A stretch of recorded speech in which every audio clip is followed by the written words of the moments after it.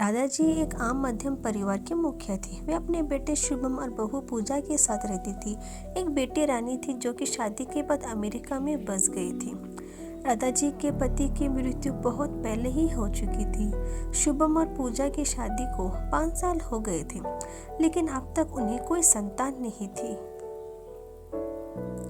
राधा जी की बहू पूजा भी जॉब करती थी, जो कि राधा जी को बिल्कुल भी नहीं सुहाता था। वे जल्दी से जल्द दादी बनना चाहती थी, लेकिन पूजा और शुभम यह अच्छी तरह से जानते थे कि अभी पूजा का जॉब करना कितना ज़रूरी था। राधा जी अपने बेटे शुभम से इस बारे में बात करती तो शुभम किसी न किसी बहाने से बात को टाल देता था।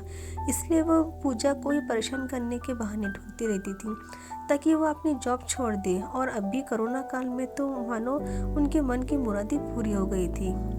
हालांकि वह दिल की बुरी नहीं थी, लेकिन पोते की चाह में ना चाहते हुए भी ऐसा कर जाती थी।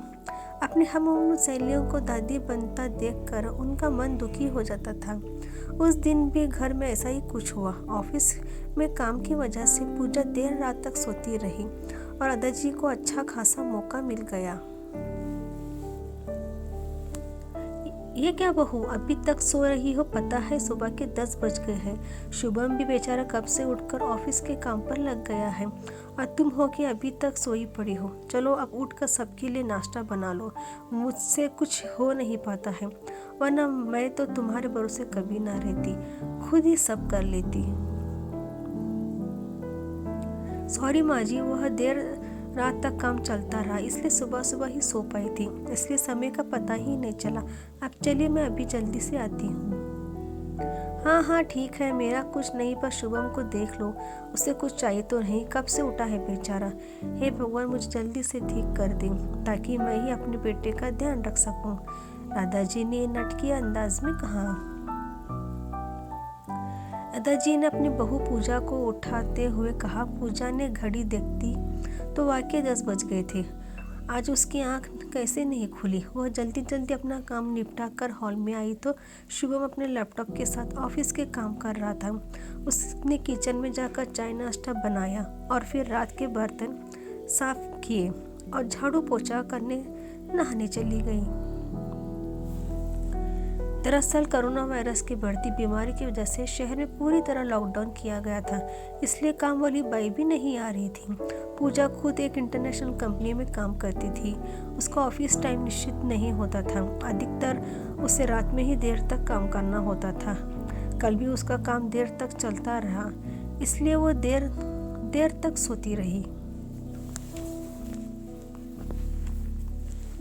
पूजा ना कर आई तो देखा कि उसकी सास अपने कमरे में अपनी सहेली से फ़ोन पर बात कर रही थी। बातचीत में अपना नाम सुनकर पूजा सास की बात सुनने लगी। अरे श्रद्धा, तुम भी अपनी बहू को ज़्यादा सर पर मत बिठाओ। बहू को ज़्यादा उड़ने दोगी तो कल को अपनी नौकरी के चक्कर में वह तुम्हें ही घर की नौकरानी बनाकर छोड़ेगी। मैं तो भाई शुरू से ही पूजा की नौकरी करने के खिलाफ थी। अब करे नौकरी शौक से, पर साथ साथ घर के काम भी करे। मैं तो बदन दर्द का बहाना बनाकर बैठ जाती हूँ, नहीं तो सारे काम का बोझ मेरे सर पर आ गिरता। मैं कोई मुफ्त की नौकरानी थोड़ी हूँ। मैं तो कहती हूँ तुम भी यही किया करो।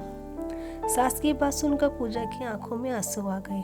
वह जिस सास को बीमार समझकर उनकी दिन रात सेवा करती, उन्हें एक गिलास तक उठाने नहीं देती है, सारा दिन घर और रात ऑफिस का काम करके थकान से चूर होकर भी उफ तक नहीं करती, उसका यह फल मिला है उसे। माना वो मेरे नौकरी के खिलाफ है।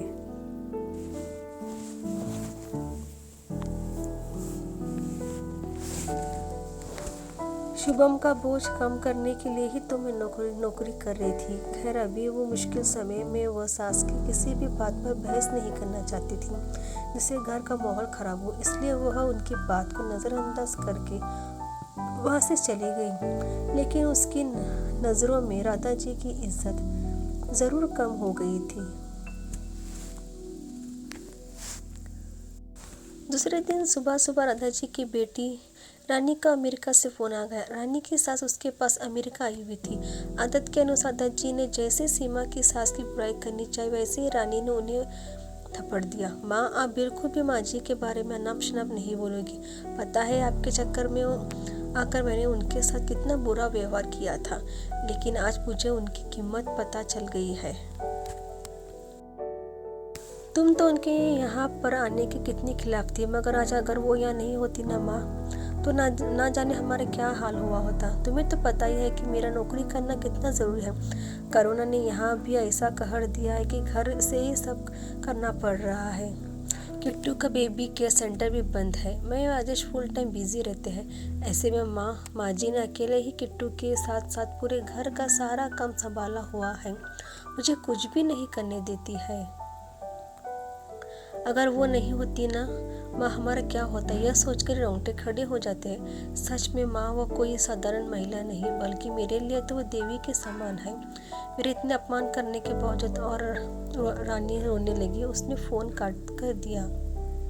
रानी की बात सुनकर दादाजी की भी आंखें भर आई। उन्हें अपनी भूल का एहसास हो गया था। पूजा तो वाकई उनकी कितना ख्याल रखती है।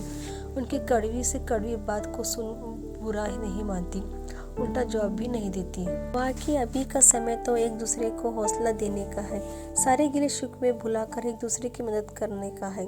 तो फिर वो स्वार्थ में कैसे अंधी हो गई थी, इतना कैसे गिर गई थी कि ऐसे मुश्किल समय में अपने ही परिवार की सहायता नहीं कर सकती।